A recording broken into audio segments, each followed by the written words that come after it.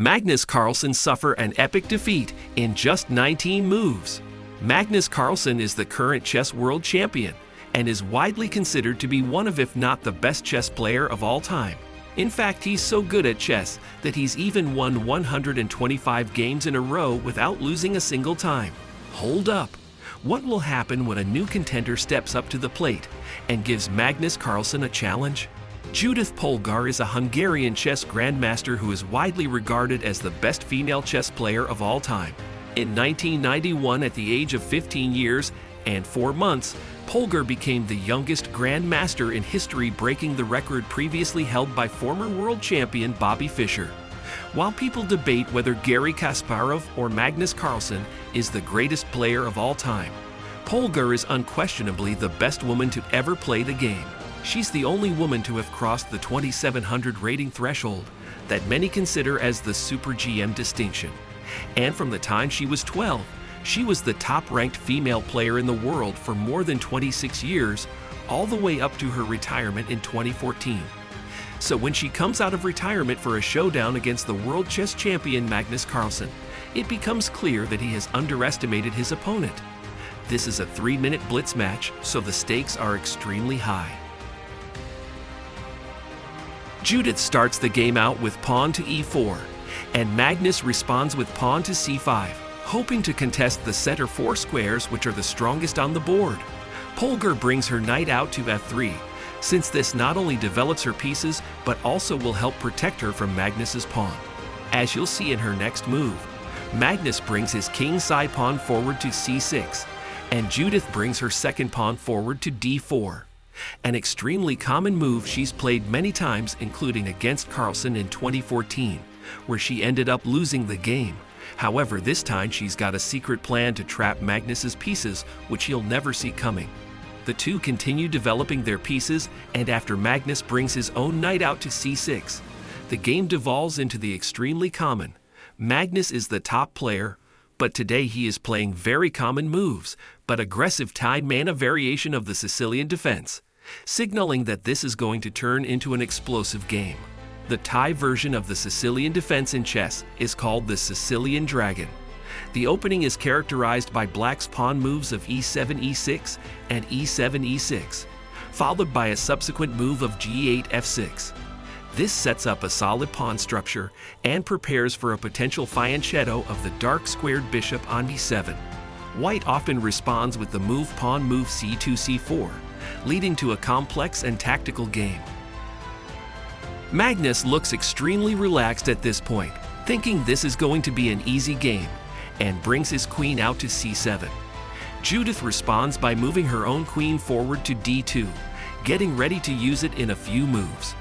Magnus brings his knight forwards to f6, and black responds by moving a pawn forwards to f3. Right now, both players are in an even position with a slight advantage to white due to having a better control of the center squares and also a better pawn structure. As the pawns on e4, f3, and g2 are all working together to defend each other, Magnus activates his bishop, moving it to e7, and Polgar castles, leaving her king in an extremely protected position. Both players move a pawn forward, and then the first exchange of minor pieces happens on d4, with Magnus choosing to exchange knights. This trade slightly favors Magnus since the white knight was in a better position, but only by a small margin. Magnus moves his light squared bishop forward to b7, looking to launch an attack on the middle of the board, threatening the pawn on e4 with 2 separate pieces.